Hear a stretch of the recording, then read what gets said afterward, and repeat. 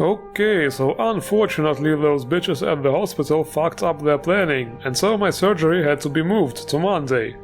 Well, at least I get to make this week's review in peace. We are doing this special edition now. I bet you're curious to see just how far the whole SKSE64 story developed. So let's do this. Engage the intro.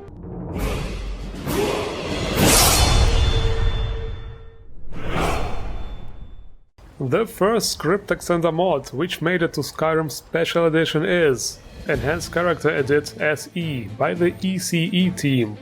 It's impressive how fast that was. Sure, the mod description says it's in alpha state, just like SKSE64. So it's definitely advised to back up your saves. Also, there are a few things to take care of. First of all, get the latest version of the script extender. It's now 2.02 and not 2.00 how it was during my other video. Then, if you use the XP32 skeleton, get the latest version here as well, 4.12, and install it after you install Enhanced Character Edit. And make sure it overrides the skeleton files.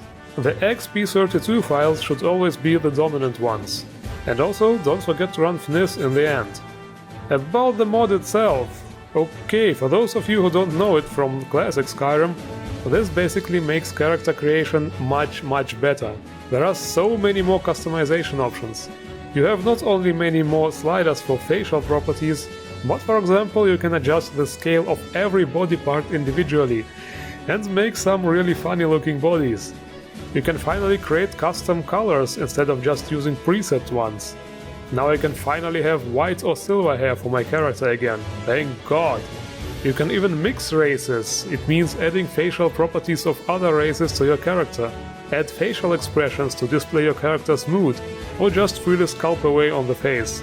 For those of you who always wanted to be a plastic surgeon. The possibilities are almost limitless. And the bottom line is, it works. I've been playing around with it for a while and had no problems. My game did not explode. I saw many people yell, "It's only an alpha!" on both this mod and the script extender, but the point is, it already works fine. And if there are still bugs, they will be found and fixed, much faster with so many people testing it. So, what can I say? Back up your saves and have fun with it. Okay, I'll admit it, I went a little bit overboard when I said SKSE64 mods, because there's actually only one so far. But hey, since we are already here in SE, let's check out some more mods, to make this a legitimate episode. Daenerys Stormbow Follower by Rudy88. No, seriously, that's the title. That's obviously Daenerys Targaryen from the Game of Thrones series. You can find her in the Bee and Barb in Riften. And I would say the author did quite a good job with the face here, she really does look like in the series. She wears this vanilla outfit when you first recruit her, but she will soon change into that fitting custom armor with a cape. On the cape there's even the Targaryen family crest with the three-headed dragon.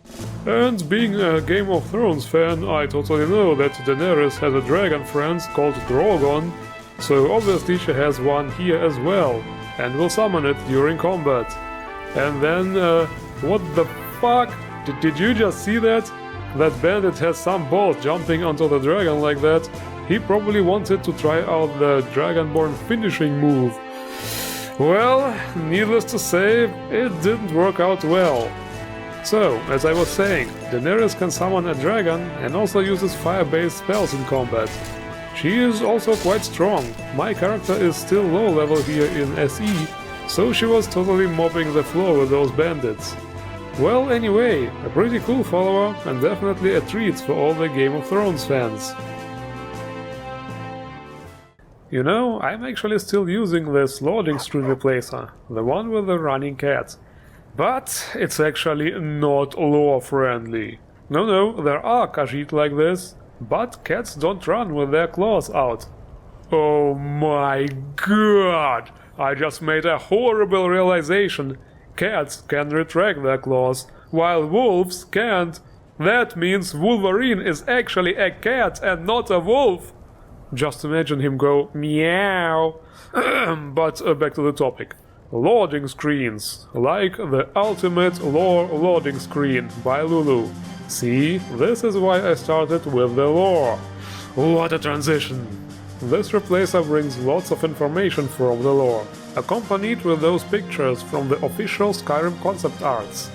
The whole design reminds me on this concept book, which was included into the pre-order edition of Skyrim. It's actually called The Art of Skyrim. Of course, I still got mine. Do you? Just kidding. But the thing is, SE loading screens are usually much faster than on classic Skyrim, so you better be a fast reader. I'm joking. It's a really cool replacer, and I'm totally keeping it.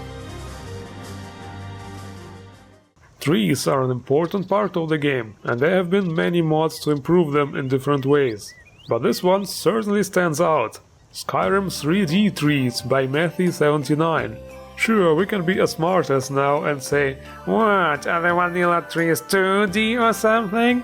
But guys, those new trees are so 3D, you can almost feel them stretch out their branches from the screen and poke you in the eye with their leaves and needles. Seriously, it just totally changes the whole picture. The woods become so dense you will barely see sunlight. You will feel like you are actually walking through a real forest. Those trees just have so many more polygons than the vanilla ones. The result is definitely impressive. Okay, according to the author, those complicated models might cost you a few FPS, especially if you are on a potato PC, but I have to say, on my machine I had absolutely no performance impact. And my PC is not that high-end anymore. It was high-end like 2 or 3 years ago, now it's just average. Of course, the special edition takes some credit here, because it just is much better optimized than classic Skyrim. But back to the topic. This mod is great, but it needs some improvement. One thing I noticed is the trees do not move in the wind. And another thing is we will need a compatibility patch for Birds of Skyrim. Because the new tree models are sometimes thinner, and because of that the bird nests sometimes hang in the air. Well, on the mod page it says it's a work in progress, so I'm sure the author is already aware of this and is working on a fix. Remember how Morrowind had those huge badass castles? Did you ever wish to have something like this in Skyrim? Well, check this out. Raven Castle SSE by Serena. Now this is definitely a big size player home. And when I say big, I mean fucking gigantic. This place is so huge it has its own world map with lots of locations. Like for example a spooky forest with cobwebs and bats, a spooky graveyard, or a spooky chapel. Yes, the whole theme of this mod is spooky, like a typical vampire castle, or simply put, Castlevania. It is, however, quite a lively castle. There are a lot of NPCs running around. It looks totally awesome running through a hallway and seeing all the knights stand guard. The decorations on both the exterior and the interior parts look awesome too. Some places have so many items that I even noticed slight frame drops while overlooking the whole room. It is also quite easy to get lost considering just how big this place is. This castle definitely will be a lot of fun if you like exploration. There are some hidden doorways which lead to interesting places. There's also supposed to be an event in which you defend the castle from Lycans. But I didn't happen to find it. This place is just enormous. And this is it for this episode. As always, the links to all mods are in the description below. Don't forget to endorse the mods you like. If you enjoyed this review, hit the like button.